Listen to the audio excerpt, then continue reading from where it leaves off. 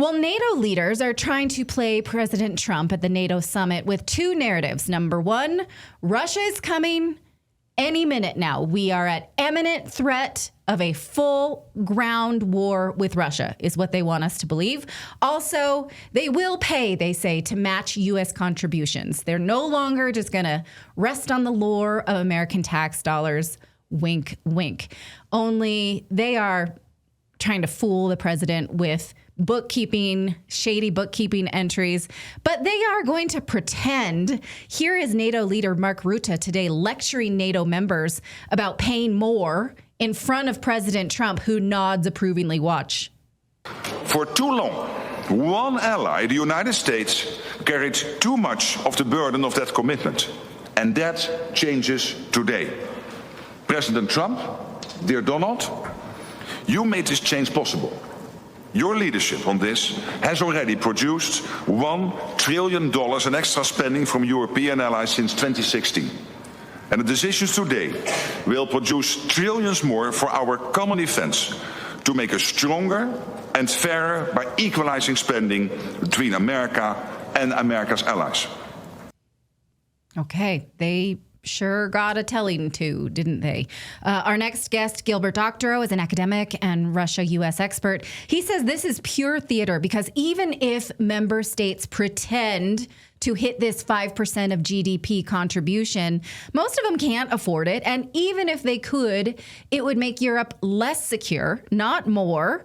So thank you for joining us. Why don't you explain to us how this is theater and what the president means by victory lapping it? Does he know that it's theater? Well, I think he's behind it. He is creating for himself an off-ramp. When he goes back to the States, he can claim that Europeans are picking up much more of the expense of defense of Europe, then America can pay less.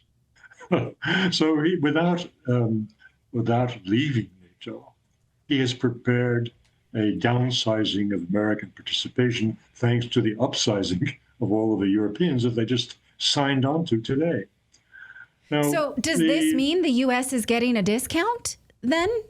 Because won't the budget remain the same?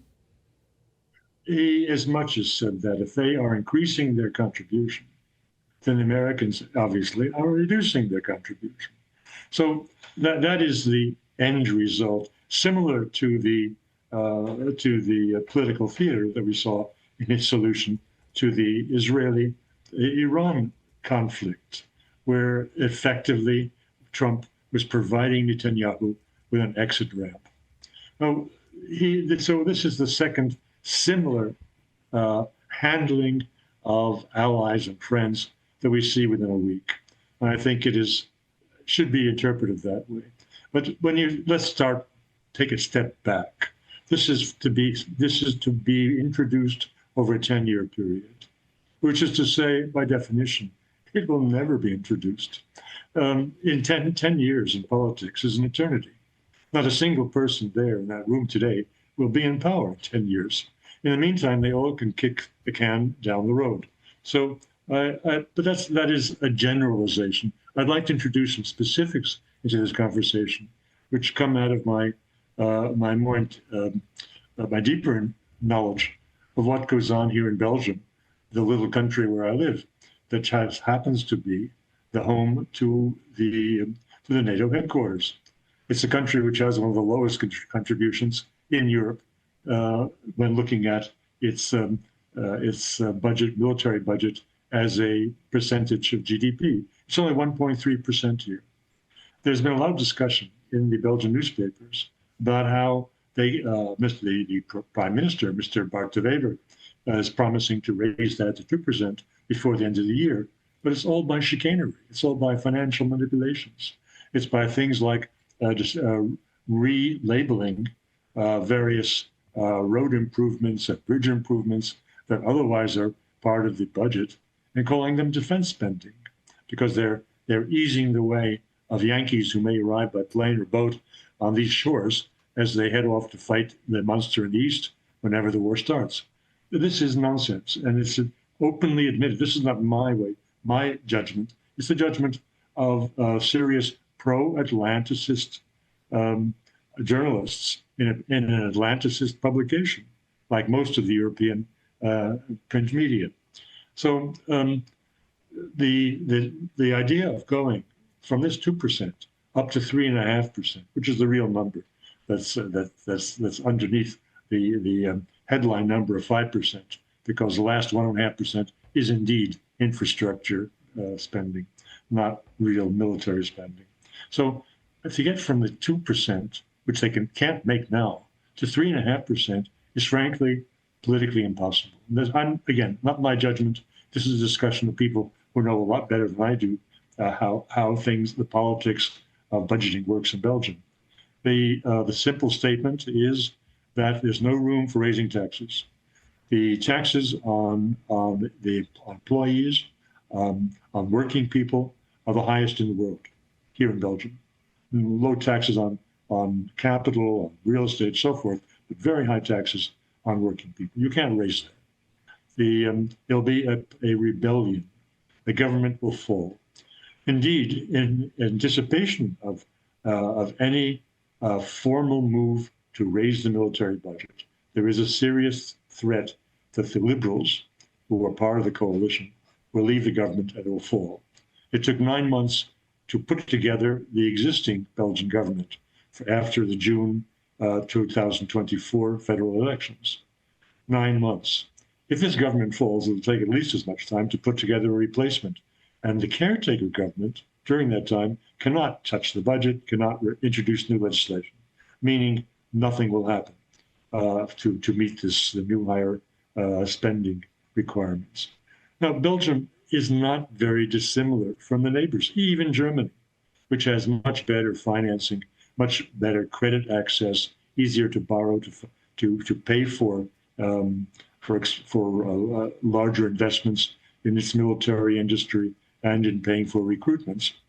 Even there, they may find the money for the tanks, but they can't find enough money to buy off young men to go into the army.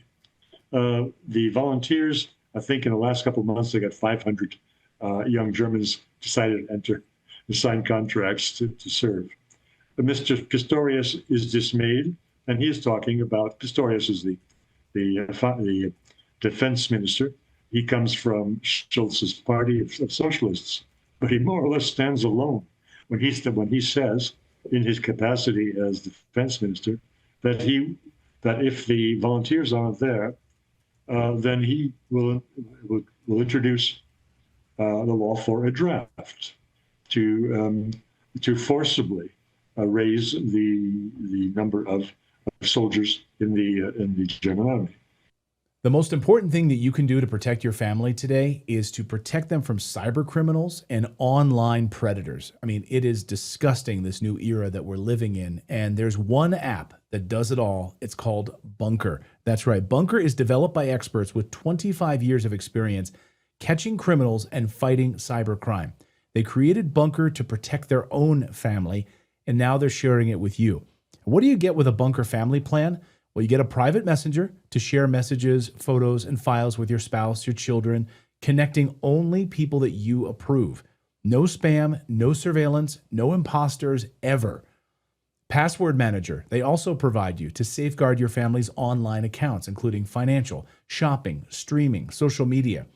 And they've created a vault that will securely store everything for your family: wedding photos, baby pictures, special memories, financial information. You've got pictures of your IDs, birth certificates, passports, tax documents, wills, trust, insurance, all of it in that vault. So protect your entire family with a Bunker family plan, starting with as few as 2 people for just $9.99 per user per year. That's it. So visit bunker.life/redacted and use the code redacted for 25% off your family plan. If I just may interrupt, Yeah. is predicated on a war with Russia, which they are hysterical about. And when we lived in Europe and this conflict broke out, the people of Europe bought it. They were like, oh, yes, Russia, they must be stopped before they get here. I don't think they buy that anymore, do they? Elites, not the public. Okay. I am in a prestigious social club called royal because there are monarchists in it here in Belgium, and they're all successful professionals. And at table talk, I can draw conclusions. You even have some nice people at the table saying, "Oh, our sons and daughters should go into military service. It's good for their discipline and to their general education." Such nonsense appears at the table when they refuse to understand that entering the military service in a situation where you're preparing for a war with Russia is condemning your sons and daughters to an early death. Now, you are right, very correct in identifying the Russian boogeyman as something that is held up by the governments here for the reason of their own self-preservation. The only uniting feature in the EU, and the EU is almost entirely become synonymous with NATO, the only unifying feature is fear and hatred of Russia. You take that factor out, Europe falls to pieces. And so they are in this game for their own ambition to stay in power, not because they're improving the security.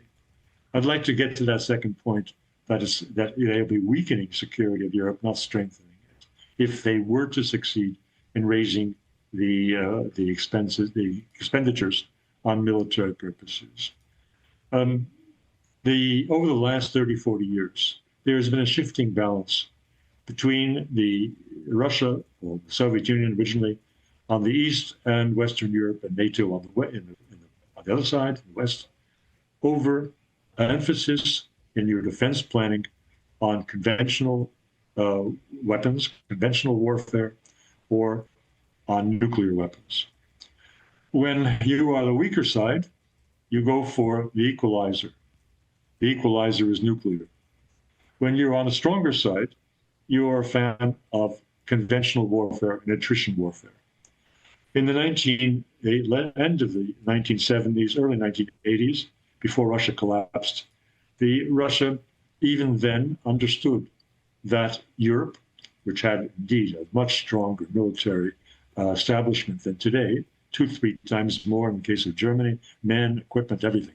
It all was downscaled and left in dilapidated state after the Soviet Union collapsed. In any case, back in the 70s and early 80s, the Russians, or Soviets, looking at Western Europe and at NATO, saw a real monster. It had maybe 1 billion men at arms. It had vast numbers of tanks and all the heavy equipment you would want for conventional warfare. And at that point, the Russians invested heavily in tactical nuclear weapons, the equalizer. Coming into this new millennium, the 25 years that Mr. Putin has been in power, the situation is the reverse. Western Europe's military has been reduced to negligible. Even Germany has close to nothing that works. The whole of Europe has no air defense. And Russia, in the meantime, as we see on the battlefield in Ukraine, has become the strongest military in Europe, if not in the world. Not because it has 4 million people under arms, as in Soviet times, but because it has very well equipped and well trained and highly motivated men at arms, with the latest equipment, both strategic and tactical. Under these circumstances, Europe is quite scared and has reason to be scared. But there are 2 ways you can go about it. You can try to protect yourself by building up your muscles, which is what Rutte and the NATO leadership and the EU leadership of von der Leyen are trying to do.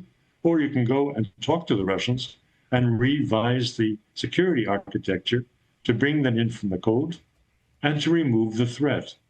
But as I said, removing the threat also removes the hold-on power of all those people who are meeting today in The Hague and who are otherwise participants in the EU.